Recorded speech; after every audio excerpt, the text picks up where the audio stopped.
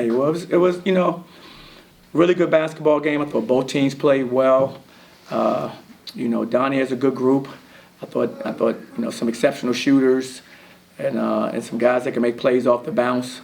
And I thought our guys did a good job of responding. Both teams were in a position where we're trying to bounce back from some tough losses, and I thought our guys did a really good job, especially when they made runs and cut the lead several times.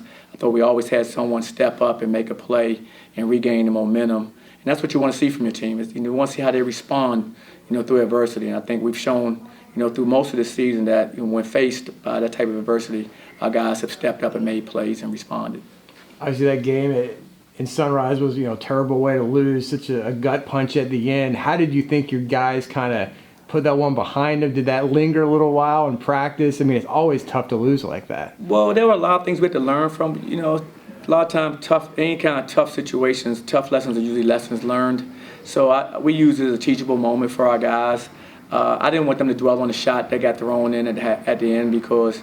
And that's just one of those things. You just applaud the team that makes a shot like that because that's so rare.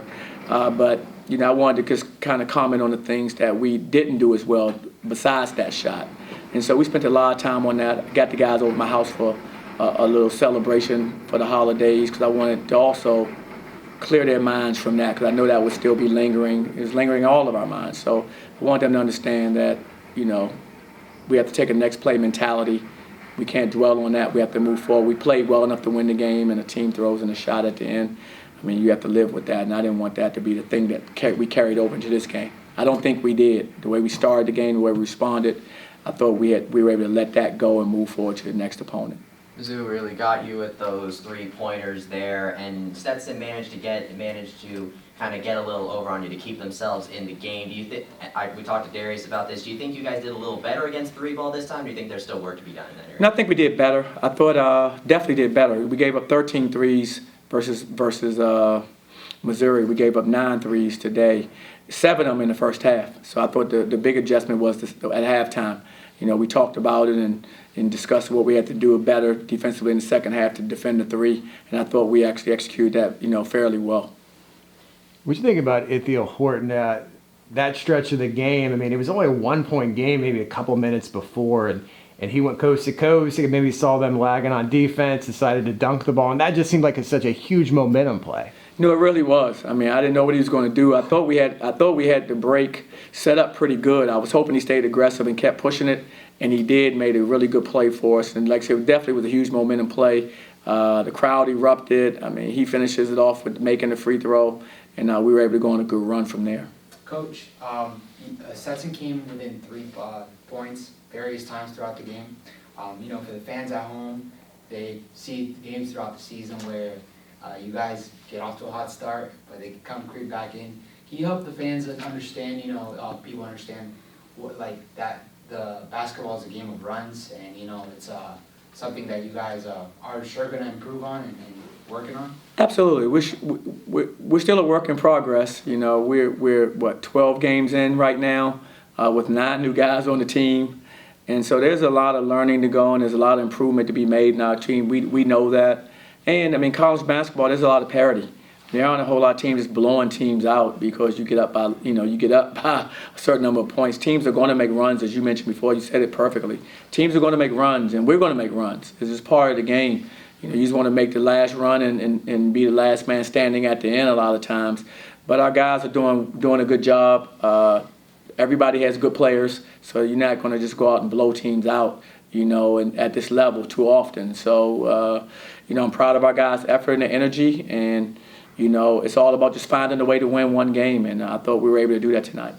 Saw Taylor Hendricks shoot the ball a lot more than he usually has been this season, though obviously he tied with Darius for the most shots made.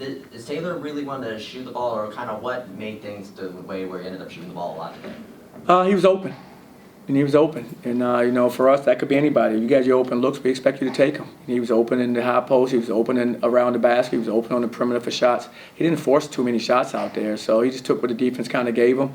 And it just wasn't his night shooting the ball as well as he had been all season. And that's going to happen. But I think the mark of a good player is you still find a way to be successful. And you look at his stat line, 16, 10, and 5 with no turnovers. I think he was very productive considering how he's played all season long. Coach, can you talk about Darius Johnson and his vision tonight? He got 10 assists. You mentioned before that this is something you guys have been working in practice. Do you commend him for that? You know, it's something that you guys have struggled in some games, but looks like you guys are picking it up now. Well, I do. I mean, we had 20 assists tonight. I mean, we really were connecting well, and he was a big contributor to that with 10 of those 20. The ball's in his hands a lot, and we expected a lot from him. You know, there's a lot of responsibility when you're a point guard, you know, that plays for me, and he's taking that responsibility on. He's making his teammates better by finding them and making plays for them, and that's what we expect him to do. And you know, he's a scorer by nature too, so he's capable scorer. So he's one of those players I'm coaching who has it's a fine line for him. And the only other player I had like that, I think, in recent past was BJ, who was a scorer, but we wanted him to also facilitate.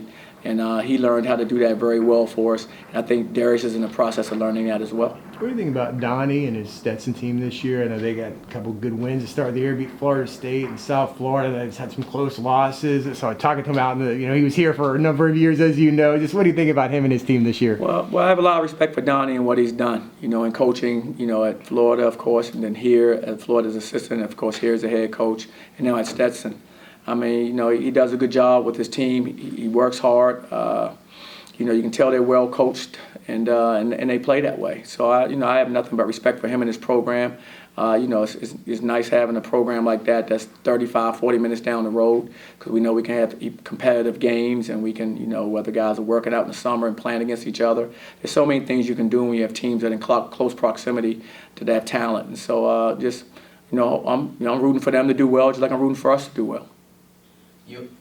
What is the biggest difference that you've seen in this team? You're now at the end of conference play. What do you think is the biggest thing this team has learned since that UNC Asheville game?